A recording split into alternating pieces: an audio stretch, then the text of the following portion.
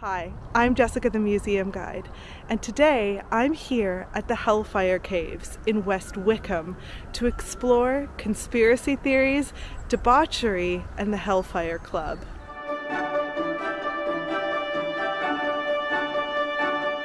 On today's tour, we're exploring the ultimate den of iniquity, the Hellfire Caves, home to a scandalous 18th century club headed up by a man called Sir Francis Dashwood. The rumors about clubs like this one feed into all kinds of conspiracy theories, and in some cases realities, about darkness and evil right at the heart of the British establishment. So we're in High Wycombe, Buckinghamshire, nestled in the Chilterns in a landscape dotted with estates, follies, and recreations of classical architecture. But we aren't really going to be traversing the hills. Instead, we're mostly going to stay in this man-made cave system that lies 300 meters below this 14th century church. Today we'll walk the length of the caves and visit the mausoleum and churchyard above ground, and I'll intersperse our historical tale with the sights along the way. Remember to like, comment, and subscribe. And all of the info to book me for a private tour or send me a tip is just below. These caves were excavated between 1748 and 1754, dug out by 100 men to create great tunnels and cavernous rooms that extend nearly 400 meters underground. Here, Sir Francis Dashwood's infamous Hellfire Club that once counted the country's most powerful men amongst its members, including, just maybe, one Benjamin Franklin. They were rumored here to conduct orgies, satanic rituals, and hedonistic feasts, thumbing their noses at the morals of the day.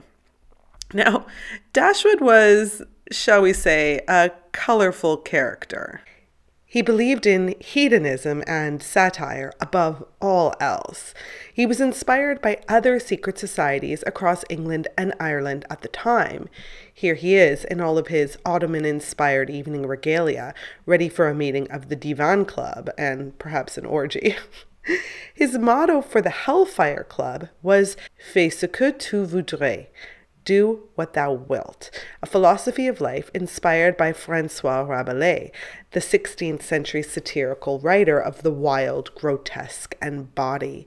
And that same slogan was later used by none other than Aleister Crowley, who was inspired by Francis Dashwood. Now, this was pretty scandalous stuff. Remember, people were still being executed for witchcraft in the UK until the late 1720s. This is still very much a time when people believed in and were scared of magic. But these highly educated Enlightenment-era gentlemen were men of science and letters, and they knew better than that. They're mimicking the magic and folklore that was still very real to many people they considered below them as a way to mock it, almost as if to say, we are so far above these beliefs that we can actually cosplay them for fun. They have no power over us. And let's not get too deep. They just wanted a wild night out. Now, just before we continue, you can see that I'm now walking through the caves. During the tour today, I will interrupt the history to fill you in on what we're passing. I should also note that many people believe that the Hellfire Caves are haunted. I'm more apt to believe they're haunted by the spirit of hangovers and poor choices, but some people really do swear that there are paranormal happenings here, and so we're going to come back to that topic a little bit later on. But first, you can see this chap here sitting in the tool store. This is the least exciting of all of the little caverns along the way on our tour. He's dressed in some blow-up antlers I visited at Christmas time, which you might be able to tell from all of the red and green lighting everywhere. Now, let's get one thing straight. This Hellfire Club is just one of many that shares this iconic name, as well, of course, as the one recently popularized on Stranger Things. But these 18th century Hellfire Clubs across England and Ireland usually have one thing in common. They're secretive clubs that mess around with social convention and revel in recreational blasphemy. I mean, don't we all? And varying degrees of banter. It's also interesting to note, despite the fact that I'll refer to it this way throughout the video, this club was not referred to as the Hellfire Club during its lifetime. Instead, it gains this tantalizingly immoral name during the 19th century, when people loved to gossip about the previous century. Now let's talk about hauntings for a moment, and Paul Whitehead. This large, empty vessel once held his heart. Now, he was a satirical political writer and the secretary of the Hellfire Club, and we'll talk about him later. In his will, he left his heart to his patron and good friend, Sir Francis Dashwood, though the rest of his body is with his wife in Teddington. After his funeral, which included cannons being shot, his heart was placed in an urn in the mausoleum, and it used to be passed around to tour groups in the 18th and 19th centuries, until an Australian soldier stole the heart, and it's been missing ever since. And they moved the empty urn here. Sadly, on my tours, I can't pass around an old heart. Now, if you know me, you know I don't put much stock into tales of hauntings, and I scoffed at the idea that any poor soul would hang around these dank caves for eternity. But honestly, Paul Whitehead has a better excuse than most. He's searching for his stolen heart, and it makes sense that he comes here to check this empty urn. Tons of paranormal TV shows have come here, and seances and ghost tours are held regularly. Now, where were we? Right. The early incarnation of the Hellfire Club we're talking about today was founded in London in 1718 by Philip, Duke of Wharton, and some of his aristocratic friends. Men in this era were supposed to socialize very publicly, often in coffee shops, and so there was something deliciously rebellious about meeting clandestinely. These men were rakes, which is literally short for rake hell or hellraiser. They were also called libertines or dandies. They were very concerned about their appearance and staying up to date with the latest fashions, and many of them were known as prolific womanizers, and more than a few were queer. Men like Wharton had completed grand tours of Europe, and they were often nicknamed Macaronis because of their time spent in Italy viewing the great paintings of the Renaissance and learning about style. As an aside, you might recognize the term macaroni from the famous song Yankee Doodle Dandy. But did you know that this song, despite being used for all kinds of patriotic reasons, is actually kind of mocking the early Americans? It's true. The song essentially means Yankee Doodle went to town, riding on a pony. He stuck a feather in his hat, and he called that macaroni, meaning he thinks that that feather is in style and makes him a macaroni. He thinks he's fashionable. Now, macaroni was also a term that was used as an insult against rakes, but it was one that a lot of them embraced. But back to Wharton. He had a reputation throughout London for heavy drinking and getting into trouble, and so he had his club meet on Sundays as a direct mockery to the church, and it included both men and women who were said to be treated as equal during the club's proceedings. Now, we don't actually know much about the members or what they got up to, but again, it wasn't actually called the Hellfire Club contemporarily, but it was all about blasphemy as a fun pastime and gently, and not so gently, mocking the church. The club's president was called the Devil, and members of the club would dress up as characters from the Bible and Roman and Greek myths. Let's be clear that these weren't real satanic masses. This was all a big joke designed to shock and titillate, and you can see what they were getting up to in this illustration here. After he lost the equivalent of £22 million in the South Sea bubble stock market crash, Wharton's Hellfire Club was disbanded in 1721, when King George I was pressured by Wharton's political opponents to pass a bill against the so-called horrid immorality of clubs such as this.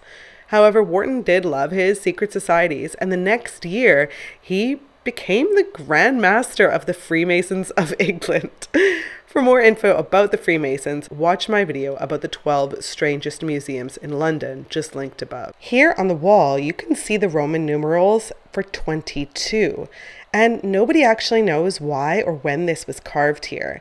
Some people have gone so far as to theorize that this could mark the site of a hidden tunnel that leads to the secrets of the Order of St. Francis. And maybe Sir Francis Dashwood hid some scandalous objects inside, but that does just seem to be a myth.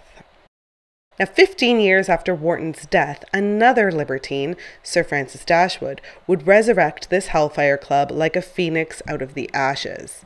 Dashwood's version would become the most notorious Hellfire Club in history, but it was actually called the Knights of Sir Francis, a parody of religious orders that existed at the time.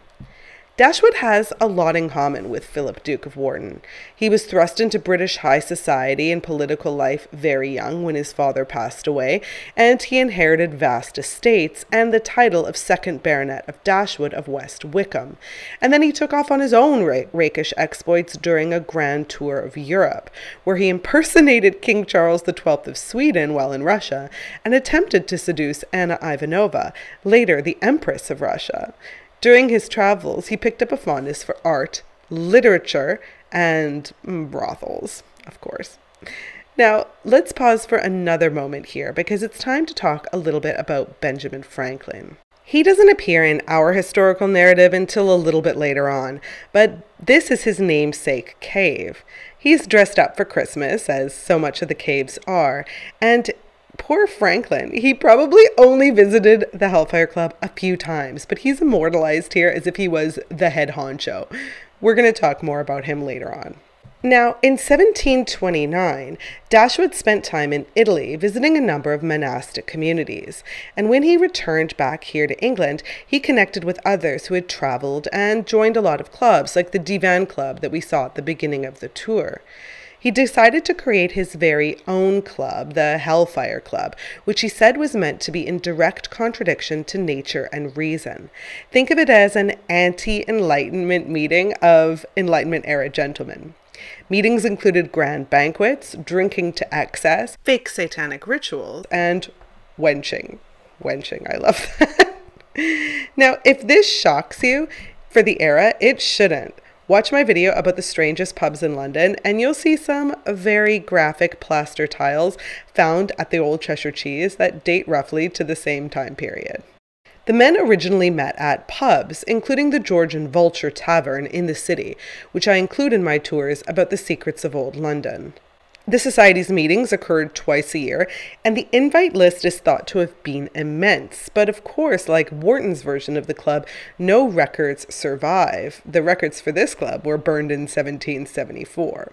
But we know that the list included the following: Sir Francis's half-brother, Sir John Dashwood King, his cousin, Sir Thomas Stapleton, Club Secretary Paul Whitehead, whose heart we've already discussed, radical politician and journalist John Wilkes, who comes up a few times as well, Frederick, Prince of Wales, Charles Douglas, 3rd Duke of Queensberry, John Stewart, the 3rd Earl of Bute, George Doddington, 1st Baron Malcolm, George Montague, 4th Earl of Sandwich. He comes up in my favorite story a bit later on. Painter William Hogarth. We're going to see some of his works. Chevalier Dion, the transgender French spy. And politician George Selwyn, a gay necrophiliac, sometimes referred to as the gentleman sadist. Quite the cast of characters, these quote-unquote monks. It's also worth noting that despite the presence of queer members, the club was pretty much heterosexual, although there are histories of gender non-conforming and queer clubs taking place in London at the time. In 1752, Dashwood moved the group's headquarters to his family home in West Wickham, which is called West Wickham House, but the location was soon changed to somewhere 6 miles away and far more suited to this blasphemous club of men who liked to pretend they were monks, the ruins of the 12th century Medmenham Abbey on the River Thames. It was in a significant state of disrepair since Henry VIII's dissolution of the monasteries in 1536, which gave it a decaying and ominous appearance, and Dashwood had it rebuilt with new arches and cloisters, as well as frescoes and stained glass. The members of the Hellfire Club would refer to themselves as the monks or friars of Medmenham from this point on. And as you can see, they're very much playing around with Catholic iconography and names. This is just a short time after the last Jacobite rising of 1745, and they're reacting against the very sober Protestantism of the Georgian period. Now, they are Protestants, don't get me wrong, but men like Francis Dashwood are also aching to be transgressive. I mean, just look at these portraits where he's depicted as religious figures. First here as St. Francis adoring the Venus de Medici to show off his worldly knowledge, and then here as Pope Innocent III performing the act of transubstantiation next to a bust of his wife Sarah Ellis, who was described by Horace Walpole as a, quote, poor forlorn Presbyterian prude. I mean, with a husband like Dashwood, I can't blame her. And I'm sure she wasn't too thrilled about this exposed breast. Remember, the couple had no children. It seems that Dashwood was too busy with others. After all, 2 months before their wedding in 1745, Dashwood wrote to his friends bragging that he was employing 20 of the 24 hours a day upon my belly, or from thence like a public reservoir, administering to those of other people by laying my male chicken in every private family that has any place fit to receive it.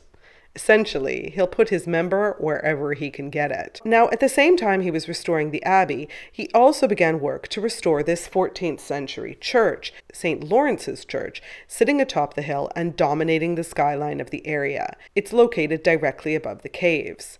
It's well worth your time to park on top of this hill and have a look around before or after you visit. He even had it topped with a great golden ball, perhaps inspired by the 17th century Punta della Dogana in Venice, and he later built his family mausoleum here, which is absolutely stunning. Now, the ball is massive.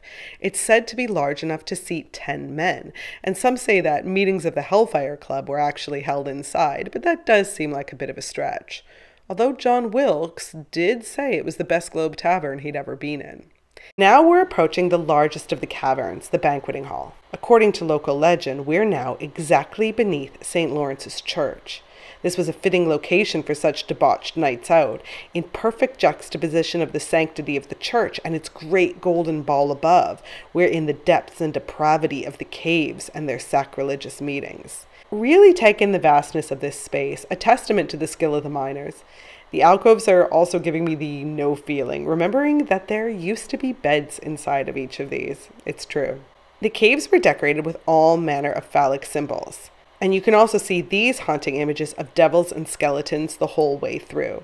These are thought to have been carved during Dashwood's time to make the caves even more twisted and dark, but they could be later Victorian carvings, just like the graffiti found throughout the caves. Most of it dates to the 19th century. Now let's just pause for a moment and dive into Dashwood a little bit more by examining another painting that he had commissioned, this time from rumored Hellfire Club member William Hogarth. Now I talk a lot about Hogarth in my Hunterian Museum video, which is also filled with 18th century lore, so I've linked it above. But what you need to know about Hogarth now is that he was the era's preeminent social commentator and satirical painter. He painted Dashwood in what is this very illuminating portrait. It's actually wild, and it shows us a man who doesn't care who knows about his peccadillos. He's rich and powerful enough that he can float the rules. He's styled as a monk here in this cave where everyone knew he had wild orgies. To the left is his sumptuous country seat, and overhead is a moon, alluding to the costume balls held here, but also representing a cheeky halo on a man who has not done anything to deserve one. The halo is also said to be the profile of his friend Lord Sandwich. You should also note that his Bible has been replaced by a copy of the erotic novel Elegantiae Latinae Sermonis. Truly, nothing was sacred. A rosary on the right and a masquerade mask to the left, again playing with ideas of piety versus debauchery. On the ground there's a plate of fruit spilling over, representing the upsetting of family traditions. Dashwood had no legitimate children and only an illegitimate daughter called Rachel Fanny Antonina Lee, who did not successfully claim his title after he died. But of course, we need to talk about the woman he is literally holding, not much bigger than a Barbie doll. This tiny naked lady is quite literally in the palm of his hand, and he can do with her what he pleases. She represents the vast array of pleasures of the flesh that are on offer in these here caves. Now, you might think that this painting is quite salacious and maybe even downright galling, but the average Georgian who would view it would recognize it for the joke that it was, cheeky satire. That said, you have to have a lot of privilege to get away with a joke like this one. After a visit, Horace Walpole wrote, "The practice was rigorously pagan. Bacchus and Venus were the deities to whom they almost publicly sacrificed." And famous libertine John Wilkes said the club was a set of worthy, jolly fellows, happy disciples of Venus and Bacchus, who get together to celebrate women and wine and give more zest to the festive meeting. As I mentioned before, the members would don religious costumes and mimic rites and rituals, and the evenings here in this room would end up in orgies of sex and drunkenness.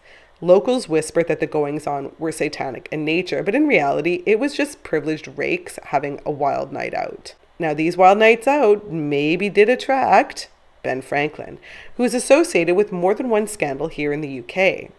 See, in 1998, archaeologists excavated the cellar of his Craven Street home near Trafalgar Square, and they discovered over 1,200 pieces of human and animal bone, dating from roughly the time that he lived there. So, was Franklin a serial killer? No, this was actually the former premises of an 18th century anatomy school, and illicit autopsies took place here. Maybe some of the cadavers provided by the resurrectionists that I talk about in the video linked above. Let me know in the comments if you would like to see a video about the Craven Street residence. It is now open to the public. Now, when Ben Franklin came to England in 1758, he became good friends with Sir Francis Dashwood, and he occasionally attended the meetings. And he's remembered here forevermore. And we can peek in here to see a few more men surrounded by booze. After almost a decade of meeting in the Medmenham Abbey, Dashwood was appointed Chancellor of the Exchequer in 1762, and his attention was spread thin as he was required more often in Westminster. John Wilkes, who was a real backbone of the club, was imprisoned in 1763 after criticizing one of King George III's royal speeches, and the club started to wind down. But Dashwood had no intention of abandoning his beloved Hellfire Club. Instead, he needed his scandalous activities to move underground. Literally. Now, he finally had use for the man-made cave system that he had created a decade earlier. He stripped the Abbey of all evidence of the club, and he brought everyone down to these caves. Let's just pause here for a sec. Here's the Miners' Cave, reminding us the immense amount of work it took to carve out these caves and the passages out of the chalk and flint.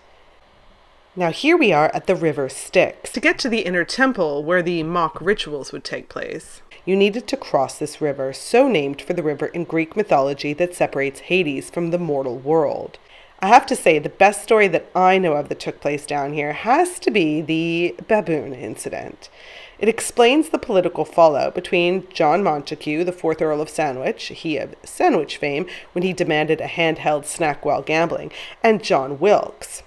Hogarth also drew Wilkes. Here he is with a demonic wig and his famously crossed eyes.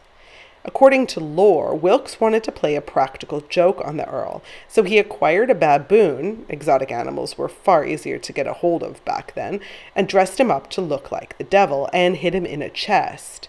Then the devil leapt out of a box during one of the club's black masses. The monkey was terrified and he was running to and fro, and he clambered up onto the back of an even more terrified Sandwich, who then ran away shouting, "Spare me, gracious devil! Know thou'st I was only fooling," and crying that he was only half a sinner compared to the other men in the room. Sandwich was decidedly nonplussed, and he was deeply embarrassed when he figured out that it was a baboon and not Satan himself astride his back, and he never forgave Wilkes. He actually began to attack Wilkes in Parliament, trying to strip him of both his position and his immunity from persecution. He passed out copies of Wilkes's essay on woman, an illicit parody that was illegally printed, and even held a trial against Wilkes for seditious libel. Wilkes slunk away to Paris and was tried in absentia and found guilty, which led to him being expelled from Parliament in 1764. And that was the same year that the Hellfire Club began to fall apart without its backbone member, Wilkes. Francis Dashwood died at West Wickham after a long illness in 1781 at the age of 73, and he was buried in the mausoleum above his beloved caves. Over the years, the caves were sacked of all of their decor and club ephemera, with further destruction at the outset of the Blitz to prepare the caves to be used as a possible bomb shelter. And they became a tourist attraction in 1951, which they still very much are today. It is quite odd to see these caves as a place of family fun and children's activities, mind you. So why have the tales of the Hellfire Club withstood the test of time? Why are we still so interested in the naughty behavior of a bunch of rakes in the 18th century English countryside? This club and the other secret clubs like them tap into our interest about conspiracies, secret societies, and simply put, gossip. You only have to look at persistent conspiracy theories all over the world, even things like QAnon, to see that the idea that the rich and famous are getting away with something scandalous, that continues to grip our collective imagination. For now, let's leave the Hellfire Club, emerge back into the light and back under the grey December skies as we say farewell to this legendary den of iniquity. Well, that's the end of our tour and of my time here in West Wickham. I hope you enjoyed this tour. Please remember to like and subscribe. I'll see you the next time I'm in the museum or the caves.